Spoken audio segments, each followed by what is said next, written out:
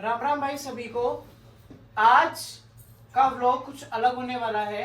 आज हम इस व्लॉग में एक स्टूडेंट का इंटरव्यू लेंगे जिसका एडमिशन सैनिक स्कूल मेनपुरी में हुआ है।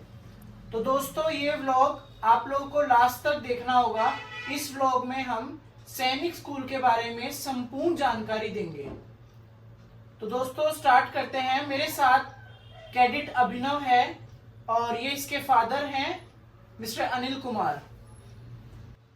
तो कैडेट अभिनव, मेरा पहला क्वेश्चन आपसे है कि आपने सैनिक स्कूल में ही एडमिशन कराना क्यों ठीक समझा?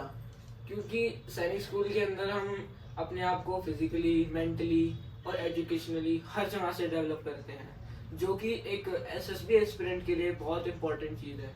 जैसा कि आप सभी को पता ही होगा कि सैनिक स्कूल में जाने के बाद हम लोग अपनी 12th कंप्लीट करने के बाद एनडीए के लिए प्रिपरेशन करते हैं। तो सैनिक स्कूल के अंदर हमें एक प्रॉपर बैकग्राउंड, एक प्रॉपर एरिया बनाया दिया जाता है, जिसके द्वारा हम लोग अपनी स्किल्स को डेवलप करें और अपने अंदर एक cadet like qualities, officer like qualities develop कर पाए। तो अभिनव, क्या आपका सपना था क्या कि आप सैनिक स्कूल में पढ़ो?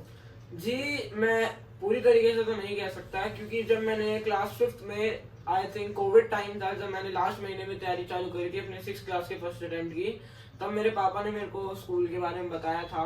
तब मेरा इंटरेस्ट कुछ ज्यादा नहीं था, तब बस मैं फोर्स में ऐसे ही मतलब मजे के लिए पेपर दिया मैंने, और मेरे 372 स्कोर किया और मेरे को सैनिक स्कूल कुंजपुरा के लिए मेडिकल की कॉल भी आ गई थी। तो ये मेरे लिए बहुत बड़ा अचीवमेंट था। मैं समझ ही नहीं पाया था कि ये मैंने कैसे किया। पर मैं जब वहां गया, क्योंकि मैंने तैयारी अच्छे से नहीं कर रखी थी और जो मेरे मार्क्स थे वो भी बहुत कम थे, इसीलिए मैं रिजेक्ट हो गया था। मेडिकली तो मैं फिट था, बट मेरिट आउट हो गया था। फिर नेक्स्ट टाइम मैंने 6th क्लास में दिया, जिसमें मेरा इंटरेस्ट पूरा था, मैंने अपनी पूरी जान लगाई। But I am from Delhi and Delhi का होने की वजह से मेरे को कोई स्कूल नहीं मिल पाया, क्योंकि तब ना तो काउंसलिंग थी और ना ही दिल्ली में कोई सैनिक स्कूल है।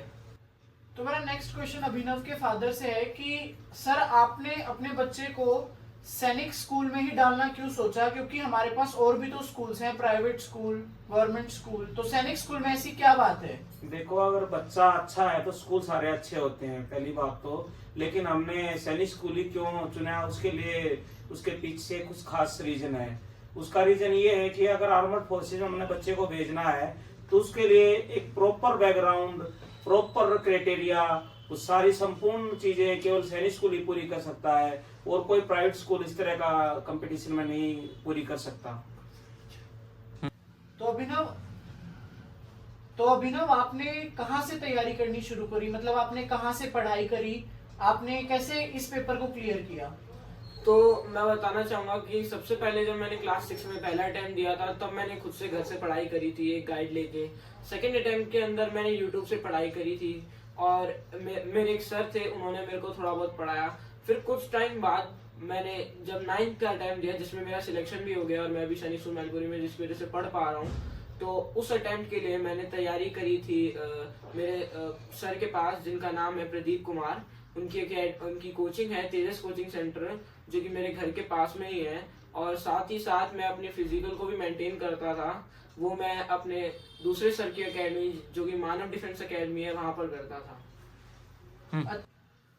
तो अभिनव, जिसका सबको इंतजार है कि सैनिक स्कूल में, मतलब आपने कैसे तैयारी करी, उसमें क्या क्या सब्जेक्ट्स आते हैं, कैसे आपने एंट्रेंस क्लियर किया, और जो एक सब्जेक्ट है वो कितने मार्क्स का आता है, तो वो अब आप बताइए जरा। देखिए, सबसे पहले तो मैं यही कहना चाहूंगा कि सैनिक स्कूल में एडमिशन होना या ना होना, वो सबसे ज्यादा एस्पिरेंट के ऊपर डिपेंड करता है। अगर उसका वो एटीट्यूड है, उसके अंदर वो क्वालिटीज हैं, तो वो सैनिक स्कूल आराम से क्लियर कर सकता है। अब दूसरी बात कि सैनिक स्कूल में एग्जाम के अंदर कौन कौन से सब्जेक्ट कितने मार्क्स के आते हैं। तो सैनिक स्कूल में क्लास 6 में 4 सब्जेक्ट और क्लास 9 में 5 सब्जेक्ट आते हैं। क्लास 6 में मैथ से शुरुआत करते हैं, तो मैथ में 50 क्वेश्चन होते हैं और हर एक क्वेश्चन 3 नंबर का होता है। ऐसा ही रीजनिंग, इंटेलिजेंस टेस्ट जिसको बोला जाता है, उसके अंदर 25 क्वेश्चन आते हैं, वह 2-2 नंबर के होते हैं। इंग्लिश में भी 25 क्वेश्चन आते हैं, वह भी 2-2 नंबर के होते हैं। और साथ ही साथ जनरल नॉलेज के भी 25 क्वेश्चन आते हैं, जो कि 2-2 नंबर होते हैं। कुल मिला के यह 300 मार्क्स का पेपर होता है। तो अभिनव आपके 300 मार्क्स में से कितने आए थे? मेरे फर्स्ट अटेम्प्ट में 172 आए थे एंड सेकंड अटेम्प्ट में मेरे 230 मार्क्स आए थे। अच्छा, 230 मार्क्स आए थे। तो क्या वो कैटेगरी वाइज होंगे ना, right? Yes. General category, OBC category, तो वो काउंसलिंग से रिलेटेड आपका एडमिशन हुआ था? No, no, no, no. Actually, this time which when I got selected in class 9, then I get selected from counseling. But जब मैंने क्लास 6 में attempt दिया था तब काउंसलिंग नहीं थी और मैंने सिर्फ सिंगल स्कूल सैनिक स्कूल पंचकुला को चूज किया था जो कि मैं फुलफिल नहीं कर पाया। डन। तो अभिनव ये आपने 6th क्लास का बताया, राइट? जी हाँ। तो आप अभी 9th क्लास में पढ़ रहे हो ना? Yes. तो 9th क्लास का क्या क्राइटेरिया है? 9th क्लास के अंदर भी लगभग सारी चीजें सेम होती हैं, जैसे कि मैथ 50 क्वेश्चन होते हैं, पर 9th क्लास में मैथ के एक क्वेश्चन की वैल्यू 4 मार्क्स होती है। रीजनिंग भी 25 मार्क्स की 25 क्वेश्चन होते हैं जो कि 2-2 नंबर के होते हैं। इंग्लिश भी 25 क्वेश्चन होते हैं जो कि 2-2 नंबर के होते हैं। यहाँ पे जीके और साइंस अलग अलग हो जाती है 9th क्लास के अंदर। तो साइंस के 25 क्वेश्चन होते हैं जो कि 2-2 नंबर के होते हैं और जीके के 25 क्वेश्चन होते हैं जो कि 2-2 नंबर के होते हैं। कुल मिला के ये 400 नंबर होते हैं और मैंने इसमें 324 स्कोर किया था। तो अभिनव आप कितने घंटे पढ़ते थे? मैं सेल्फ स्टडी की बात करी जाए तो मैं 4 to 6 आवर्स करता था। उसके अलावा मैं अपना स्कूल जाता था और अपनी कोचिंग जाता था। तो अभिनव आपने मतलब सिर्फ बुक से ही पढ़ाई करी है, फोन का भी यूज किया है?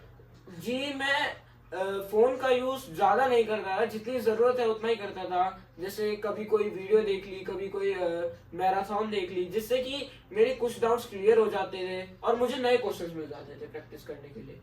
तो आप कुछ ऐसी बुक बताओगे, कोई आपके दिमाग में ऐसी बुक है जिस बुक से आपने ज्यादा प्रैक्टिस करी हो?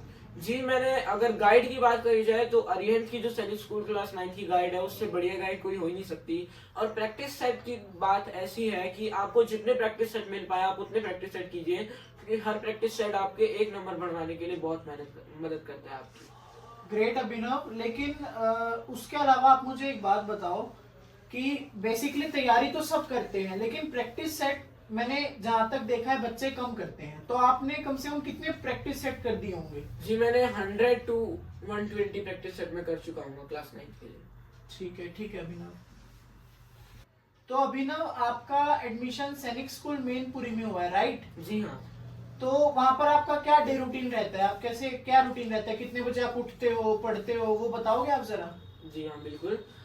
हम लोग 5 o'clock वेकअप होता है हमारा जो वार्डन होते हैं वो विसल लगाते हैं जिससे कि सारे बच्चों को उठना होता है और पीटी ड्रेस में रेडी होकर नीचे रोलिंग के लिए जाना होता है। उसमें हमारी काउंटिंग होती है। उसके बाद फिर हमारी 6:20 तक पीटी होती है।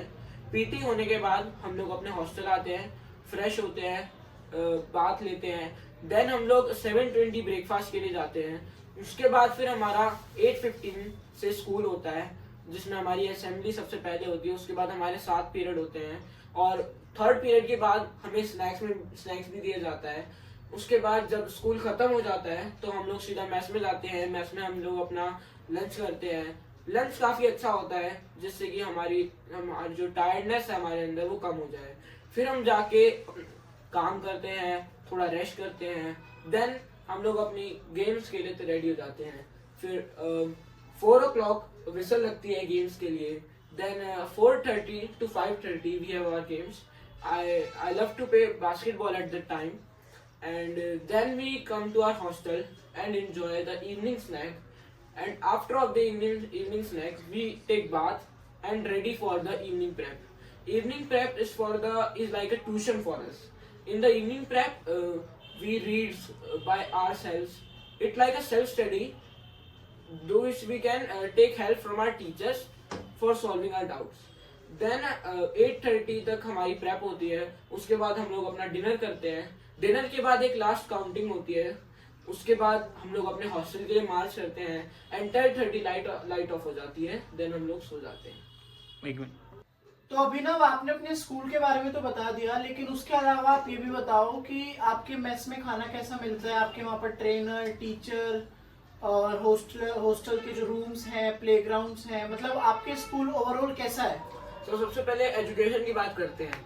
तो मेरे स्कूल का 10th क्लास का बोर्ड का रिजल्ट क्लास जो कि अभी स्टूडेंट्स 11th क्लास में हैं उनमें से 60 में से 56 बच्चों ने 90% प्लस स्कोर किया है। एक बहुत बड़ा अचीवमेंट है हमारे स्कूल के लिए, बिकॉज वो सब किड्स फर्स्ट बैच हैं जो कि हमारे सीनियर्स है, 2 साल सीनियर है वो लोग हमसे, और वो लोग बहुत हेल्पफुल है। उनमें से ही हमारे school captain, school vice captain और जितने भी अपॉइंटमेंट्स हैं वो सब उन्हीं में से हैं। वो लोग बहुत हेल्पफुल हैं। उनसे कुछ भी मदद मांगे वो बहुत अच्छे से हमारी हेल्प करते हैं, हमें गाइड करते हैं, हम जहाँ गलत होते हैं हमें बताते हैं कि ये चीज़ करो, ये चीज़ मत करो, और अगर हमें कभी पनिशमेंट मिलती है तो वो हमें बचाते भी हैं।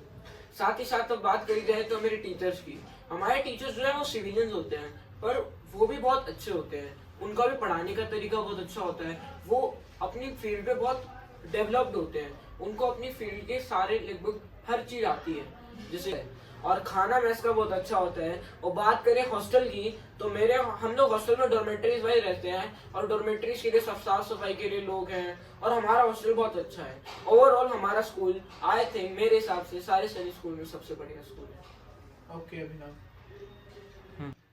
तो अभिनव आपने तो अपने स्कूल के बारे में सब कुछ बता दिया, लेकिन जहाँ आपके फादर जिन्होंने आपको कैडेट अभिनव बनाया है, तो अब मैं उनसे पूछना चाहूंगा कि सर आप क्या कहना चाहोगे?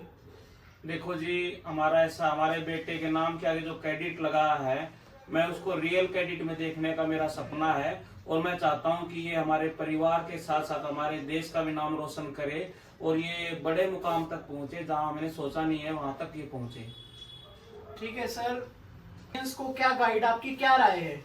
सर मैं ऑडियंस को बताना चाहता हूं, अगर किसी ने सैनिक स्कूल में एडमिशन करवाना है तो उसके लिए बेस्ट जो प्रिपरेशन होती है वो 4th क्लास से स्टार्ट करनी चाहिए, और 5th में पहुंचते पहुंचते प्रिपरेशन पूरी हो जाती है। आपके पास एक गोल्डन चांस होता है, पहले चांस में अगर आपको सैनिक स्कूल मिलता है तो इससे बेटर अपॉर्चुनिटी कोई नहीं होती। मैं चाहता हूं कि बच्चों को ज्यादा से ज्यादा तैयारी करवाई जाए और बच्चे इस फील्ड में आगे बढ़े और अपने देश का नाम रोशन करें। Thank you so much sir. Okay sir. तो दोस्तों चैनल को सब्सक्राइब करें, लाइक करें, और सैनिक स्कूल से संबंधित जानकारी के लिए मेरे चैनल को देखते रहिए। थैंक यू सो मच, धन्यवाद। जय हिंद, जय भारत।